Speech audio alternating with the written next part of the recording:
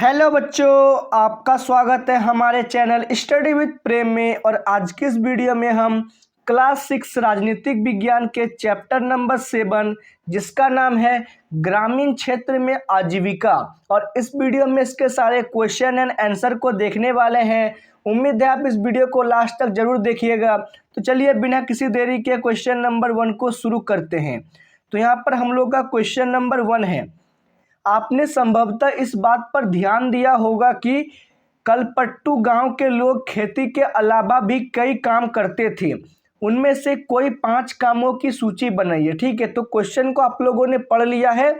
कलपट्टू गांव के लोग खेती के अलावा कौन कौन से काम करते थे, उन लोगों की हम लोग को सूची बनानी है। ठीक है, तो उत्तर में हम लोगों ने इसके लिखा है कलपट्टू गांव के लोगों की काम की सूची। तो पहला है, वो लोग टोकरी बनाते थे। ठीक है, टोकरी, बर्तन, घड़े, ईंट, बैलगाड़ी इत्यादि बनाते थे। फिर उसके बाद लोहार, नर्स, धोबी, शिक्षक, बुनकर, नाई, साइकिल इत्यादि द्वारा की सेवाएं देते थे। फिर उसके बाद है चाय, सब्जी, कपड़े, खाद एवं बीज की दुकानें हैं। और चौथा नंबर पॉइंट में है, कुछ लोग शहर में जाकर मकान बनाना और लॉरी चलाने, यानी लॉरी को बोलता है ट्रक, ठीक है, ट्रक चलाने का काम करते थे। फिर 5वें नंबर में है, कुछ लोग खान से पत्थर और नदी से बालू ढोने का काम करते थे। ठीक है, तो हम लोगों ने कलपट्टू गांव के लोगों के द्वारा किए जाने वाले कामों की सूची को बना दिया है, और आप लोग भी इसको कॉपी में लिखते हुए चलिए। ठीक है, तो क्वेश्चन नंबर 1 क्लियर है। फिर क्वेश्चन नंबर 2 देखते हैं। तो क्वेश्चन नंबर 2 है, कलपट्टू में विभिन्न तरह के लोग खेती पर निर्भर हैं, उनकी एक सूची बनाइए। इनमें सबसे गरीब कौन है और क्यों। ठीक है, तो इसके उत्तर को हम लोग लिखना शुरू करते हैं। तो इसका उत्तर है खेती पर निर्भर लोग। तो कौन कौन से लोग खेती पर निर्भर थे, तो रामलिंगन थे। जैसे बड़े किसान अपने खेतों पर स्वयं काम नहीं करते थे, बल्कि खेतीहर मजदूरों से काम कराते थे। ठीक है, मतलब जो रामलिंगन जी थे उनके पास बहुत बड़ी ज़मीन थी, और इतने बड़ी ज़मीन में अकेले खेती करना संभव नहीं था, इसलिए वो खेतीहर मजदूरों को काम पर लगाते थे। फिर उसके बाद है शेखर, जैसे छोटे किसान अपने खेतों पर स्वयं काम करते थे, और कटाई के समय छोटे किसान आपस में एक दूसरे के खेत पर काम करके मदद करते थे। ठीक है, मतलब जो चंद्रशेखर जी हैं उनके जैसे छोटे किसान अपने खेत पर स्वयं काम करते थे और कटाई के समय लोगों की मदद लिया करते थे। फिर उसके बाद तीसरा नंबर पॉइंट है, तुलसी जैसे भूमिहर खेतीहर मजदूर बड़े किसानों के खेत पर फसल बुवाई, निराई तथा कटाई के समय बुलाने पर काम करते थे। मतलब जो तुलसी जी हैं उनके द्वारा, मतलब वो जो है एक भूमिहर मजदूर थे, वो बड़े मतलब भूस्वामी के वहाँ पर बुआई, निराई और कटाई के समय समय पर काम करते थे। ठीक है, तो क्वेश्चन नंबर 2 भी यहाँ पर हम लोग का क्लियर होता है। फिर क्वेश्चन नंबर 2 क्लियर है, लास्ट थोड़ा सा बचा हुआ है। इनमें से सबसे गरीब भूमिहीन खेतीहर मजदूर है, क्योंकि उन्हें वर्ष में कुछ महीने ही काम मिलता है, बाकी के समय वो खाली रहते हैं। इनके कारण उन्हें अपनी आजीविका चलाने में दिक्कत होती है। ठीक है, तो क्वेश्चन नंबर 2 यहाँ पर हम लोग का पूरी तरह से क्लियर हो गया है। फिर क्वेश्चन नंबर 3 देखते हैं। तो क्वेश्चन नंबर 3 है, कल्पना कीजिए कि आप एक मछली बेचने वाले परिवार के सदस्य हैं।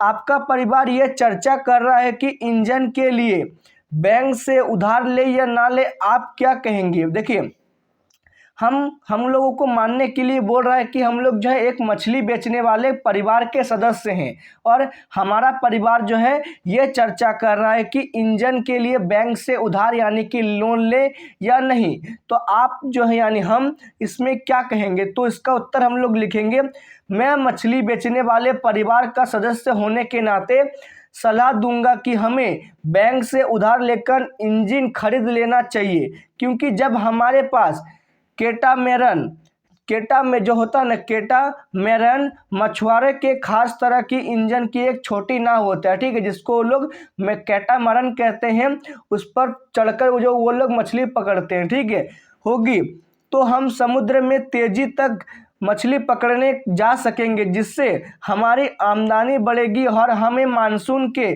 मौसम के चारों महीने व्यापारी से उधार लेकर अपनी जीविका नहीं चलानी पड़ेगी, जबकि बैंक से कम दर्ज पर व्यापारी के मुकाबले कम होती, जिससे चुकाने में हमें दिक्कत नहीं होगी। मतलब अगर मैं होता तो उन लोगों को, मतलब अपने परिवार के लोगों को लोन लेने के लिए कहता। अगर लोन लेते तो क्या होता, हम लोग ज़्यादा मछलियाँ पकड़ते और हमारी जो है आमदनी बढ़ जाती, ठीक है। और लोन जो है हमेशा बैंक से लेना चाहिए, क्योंकि बैंक से जो है ब्याज दरें व्यापारी के मुकाबले कम होती है और चुकाने में भी कोई दिक्कत नहीं होती है। और हम अपनी मछलियों को ऊंची कीमत पर बाजारों में बेच सकेंगे, ठीक है। तो क्वेश्चन नंबर 3 भी यहाँ पर हम लोग का क्लियर हो गया है। एक बार इसको फिर से आप लोग देख के होगा तो कॉपी में इसको लिख लीजिए। फिर उसके बाद क्वेश्चन नंबर 4 देखते हैं। तो क्वेश्चन नंबर 4 है, तुलसी जैसे गरीब ग्रामीण मजदूरों के पास अक्सर अच्छी शिक्षा, स्वास्थ्य की सुविधाएं एवं अन्य साधनों का अभाव होता है। आपने इस पुस्तक की पहली इकाई में असमानता के बारे में पढ़ा है। तुलसी और रामलिंगन के बीच का अंतर किस तरह की असमानता का है? क्या ये एक उचित स्थिति है? आपके विचार में इसके लिए क्या किया जा सकता है? कक्षा में चर्चा कीजिए, ठीक है। तो क्वेश्चन को आप लोगों ने पढ़ लिया है। असमानता और समानता के बारे में हम लोग को लिखना है, तो हम लोग इसके उत्तर में लिखेंगे, यह एक उचित स्थिति नहीं है। मतलब ये जो स्थिति है ना, यानी कि तुलसी और रामलिंगन के बीच यह स्थिति उचित नहीं है। इस स्थिति को सुधारने के लिए निम्नलिखित प्रयास किए जा सकते हैं, ठीक है। तो कौन कौन से प्रयास है, इन प्रयासों को एक बार हम लोग देख लेते हैं। तो पहला प्रयास है, गरीब भूमिहीन मजदूरों के पास वर्ष के जिन महीने काम नहीं होता है, सरकार उनके गांव के आसपास हो वैकल्पिक रोजगार उपलब्ध कराने की व्यवस्था कर सकती है। मतलब जो तुलसी को कुछ महीने ही काम मिलता था, सरकार जो है उनके आसपास किसी रोजगार के साधन का निर्माण कर सकता है। फिर उसके बाद दूसरा नंबर पॉइंट है, इस तरह के लोगों को सरकार आर्थिक सहायता देकर स्वरोजगार के अवसर के लिए प्रोत्साहित कर सकती है, ठीक है। फिर तीसरा नंबर पॉइंट देखते हैं। तीसरे नंबर पॉइंट है, सरकार सस्ती दरों पर बैंकों से ऋण उपलब्ध कराकर स्वरोजगार के लिए प्रोत्साहित कर सकती है। अर्थात कम ब्याज दरों पर ऋण देकर जो है उन लोगों को छोटे छोटे लघु उद्योग चलाने के लिए मदद कर सकती है सरकार। फिर उसके बाद चौथा पॉइंट है, सरकार इस तरह के लोगों को रोजगार प्रदान करने के लिए कुटीर उद्योग स्थापित कर सकती है। मतलब बड़े बड़े कंपनियां स्थापित कर सकती है, जिससे जो है इन लोगों को नियमित रोजगार यानी काम मिल सके, ठीक है। तो क्वेश्चन नंबर 4 भी यहाँ पर हम लोग का क्लियर हो गया है। फिर क्वेश्चन नंबर 5 देखते हैं। तो क्वेश्चन नंबर 5 है, आपके अनुसार सरकार शेखर जैसे किसानों को कर से मुक्ति दिलाने में मदद कर सकती है? चर्चा कीजिए। देखिए, शेखर जो है उसके पास कुछ खेत होता है जिस पर जो है वो स्वयं काम करता है, ठीक है। और सरकार जो है शेखर जैसे किसानों को कर नहीं लेना चाहती थी, मदद करना चाहती है, ठीक है। तो हम लोग इसके बारे में चर्चा करना है, तो हम लोग इसके उत्तर में लिखे हैं, शेखर जैसे छोटे किसानों को फसल बुवाई के लिए खाद खरीदने, बीज खरीदने के लिए व्यापारी से उधार लेना पड़ता है, जिनके बदले में उन्हें अपनी फसल सस्ते में व्यापारी को बेचनी पड़ती है। इस तरह किसान को दो तरह से नुकसान होता है। एक तो वो ऊंची दर पर कर्ज लेता है और दूसरे में वो फसल को उसका उचित मूल्य उसको नहीं मिल पाता। इसी कारण से किसान अधिक परिश्रम करने के बाद भी अपनी आजीविका अच्छी प्रकार से नहीं चला पाता। देखिए, शेखर जैसे लोगों को जो है सरकार को कम दरों पर ऋण देना चाहिए, क्योंकि अगर उनको ऋण नहीं मिलेगा तो क्या होगा, वो लोग व्यापारियों से ऋण लेंगे और उनको अपनी फसल सस्ते दामों पर बेचना होगा, ठीक है। जिससे जो उन लोगों को काफ़ी परेशानी होगी और उनके आजीविका चलाने में दिक्कत होगी और व्यापारी के जाल में फंसता चला जाता है, जिससे सरकार छोटे किसानों को बुवाई के समय सस्ती दरों के पर बीज खाद उपलब्ध करा दे तो किसान को व्यापारी से ऊंची ब्याज दर पर उधार नहीं लेना पड़ेगा और ना ही कम कीमत पर व्यापारी को अपनी फसल बेचना पड़ेगा। मतलब अगर सरकार उनको ऋण देती है तो क्या होगा, वो लोग उनसे मतलब कर्ज नहीं लेंगे और अपने फसल को अच्छी दामों पर बेच सकेंगे और आसानी से अपनी आजीविका चला सकेंगे। इसके अलावा जो है सरकार फसल को उचित दर पर खरीदने की भी व्यवस्था कर सकती है, जो किसान व्यापारी के बीच लूट नहीं पाएंगे, मतलब लूट से बच जाएंगे, जिससे जो है उन्हें अपनी फसल का उचित मूल्य मिलेगा और उनकी जो है आमदनी बढ़ेगी। ठीक है, तो क्वेश्चन नंबर 5 भी यहाँ पर हम लोग का क्लियर हो गया है। फिर क्वेश्चन नंबर 6 देखते हैं।